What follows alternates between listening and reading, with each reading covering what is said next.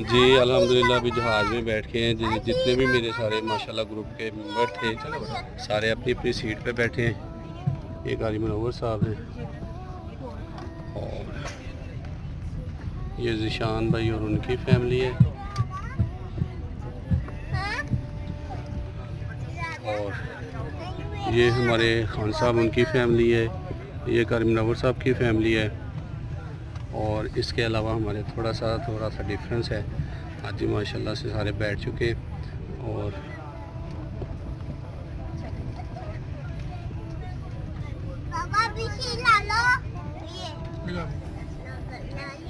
एक फैमिली इंशाल्लाह हमें कल ज्वाइन करेगी इंशाल्लाह मक्का शरीफ में। तो अल्लाह पाक से दुआ है कि अल्लाह पाक हमारा ये सफ़र मुबारक फरमाए और न्यू बीनल करीम ट्रैवल्स एंड टूर के साथ आप जुड़े रहें। इंशाल्लाह ताला हमारे साथ सफ़र करेंगे।